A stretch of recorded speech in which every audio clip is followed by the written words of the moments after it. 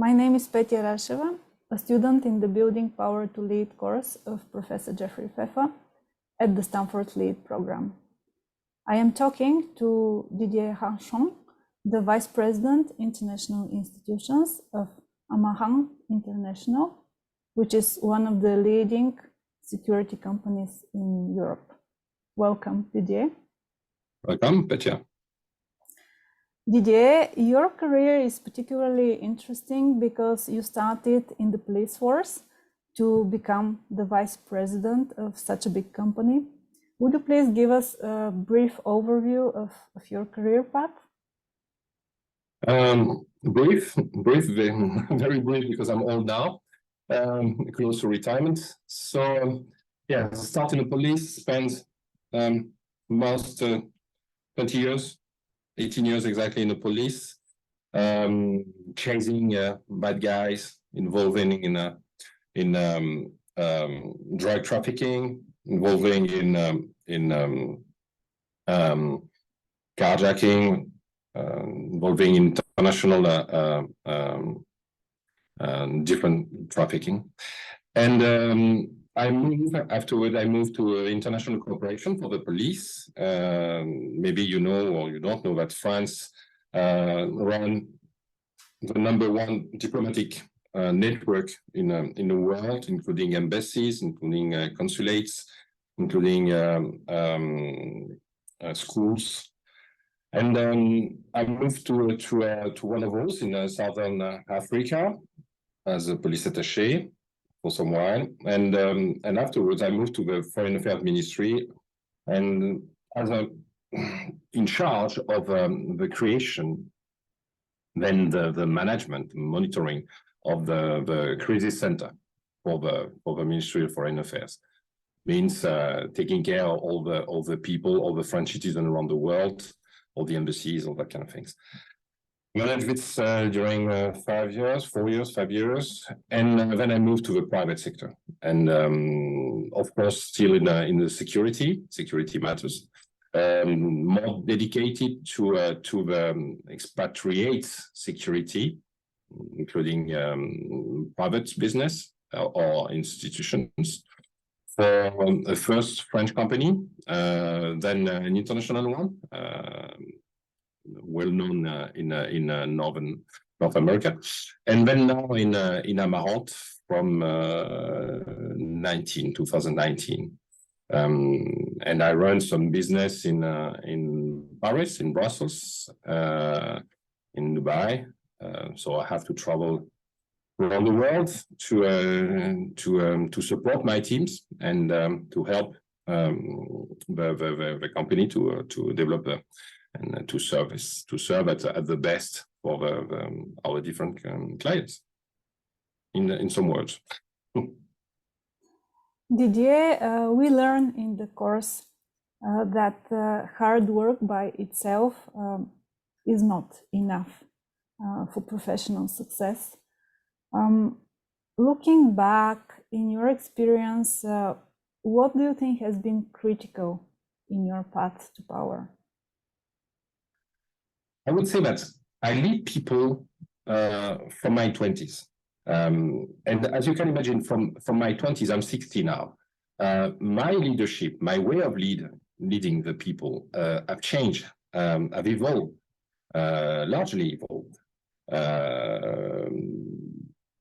Because when I was younger, I was more, let's say, empathic. I always been a workaholic, but I was very tight, very sharp, very demanding about my teams. Always looking for creation, innovation. But it was when I was young. Now it's more to see with paternalism. As I said, I'm old now, so I'm more protective, more advisor, kind of referee, if you want, because I'm now the older in my team. And I must say that managing people means, in fact, a transfer of not a transfer, a balance of trust and respect.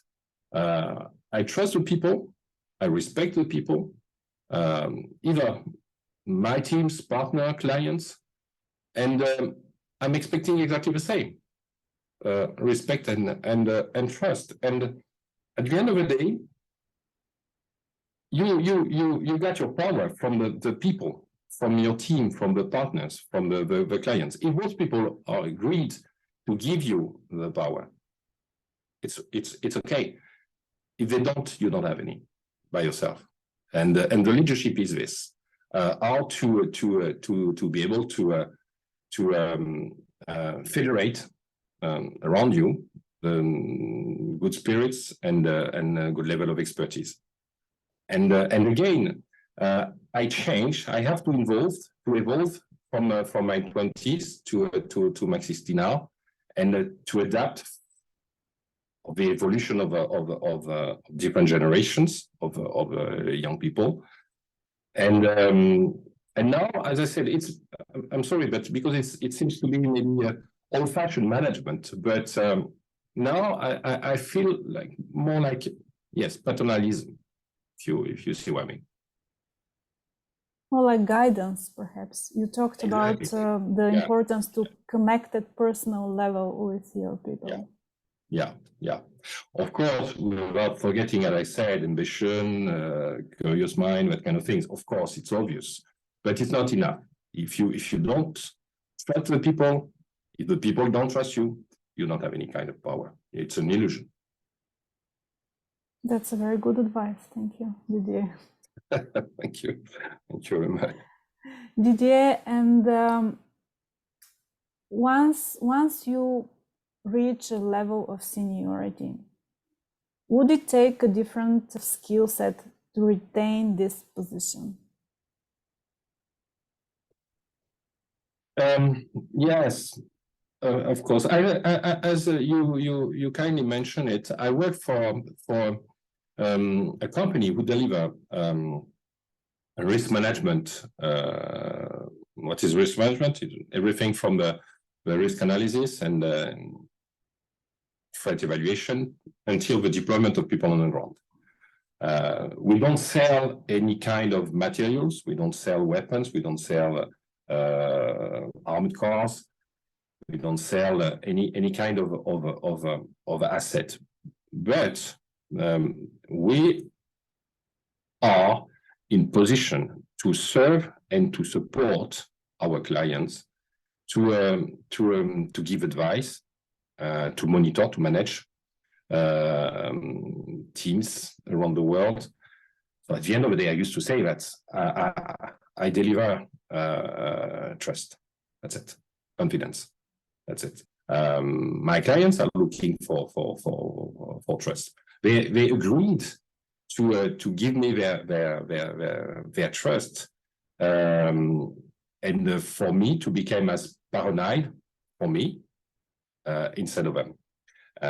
So at the end of the day, what does it mean?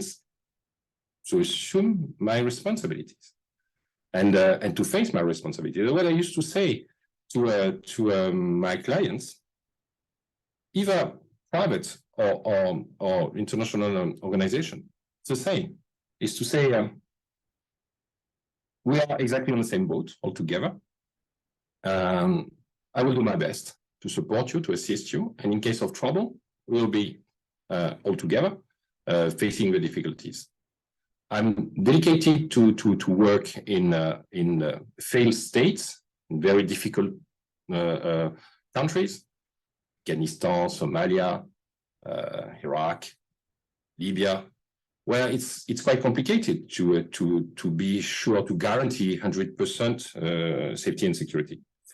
But on the other hand, you have to act. You have to develop your business, and if you are not in good company, if you don't have the good support, it's more than risky.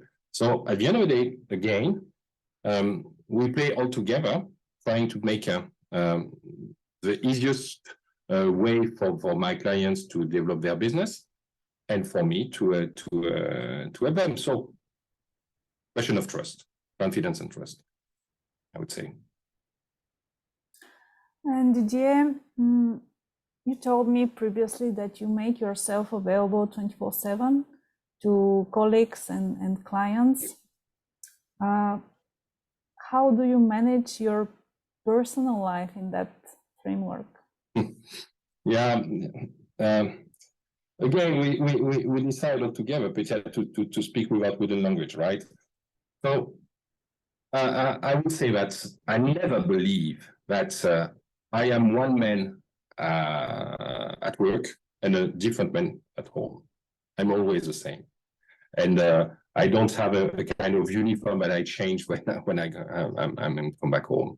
So my teams know that. My teammate know that.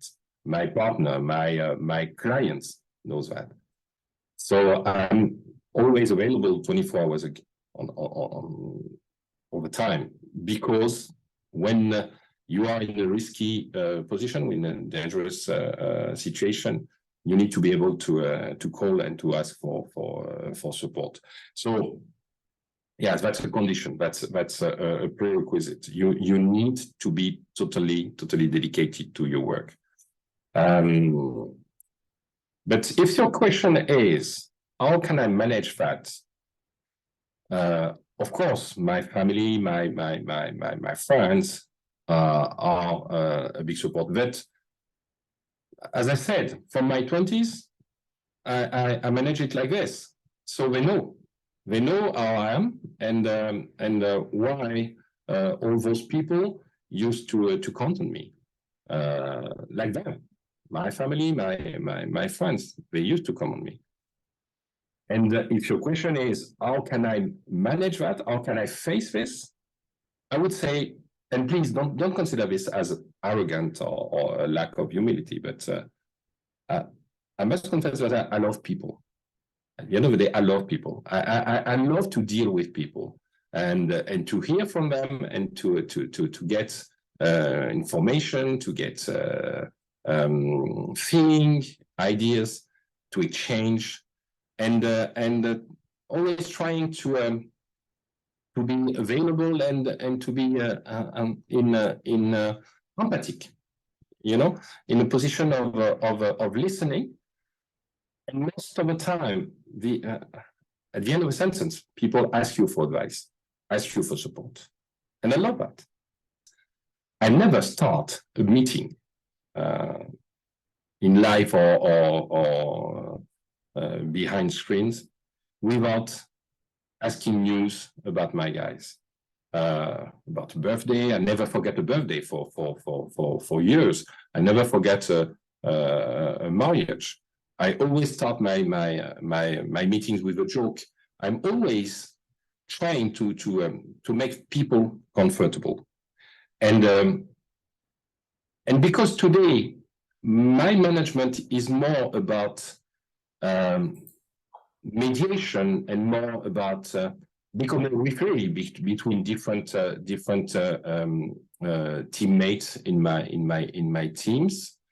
It's easy for me, or let's say easier for me, to consider my colleagues are as friends, and listen about them, and try to explain the different point of view. And at the end of the day, I take my responsibilities. I decide. And you will never find someone who tell you that I cheat or that I failed. Because I'm always sincere, and I always to try to do my best. Sometimes it's not a success. Obviously speaking, I can fail, of course, but it's not considered as a failure, because we and I did our best. And again, it's maybe very linked to my business. When we are talking about security, we're talking about life, life of people. And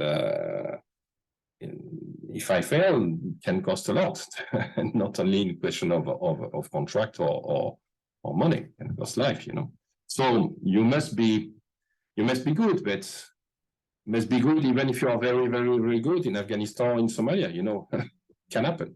And you cannot reduce the risk, but you can manage it. You can manage it with the trust and the confidence of your team, the trust and the confidence of your clients. If they agreed to listen about your advice. Yeah, it's one of the key. This is mine. This is my key. The key of an old man. We are here to learn from you. Thank you very much. Thank you very much, Didier, for sharing. Thank you on my behalf and on behalf of my classmates at the Building Power to Lead course. Have a great day. Thank you very much.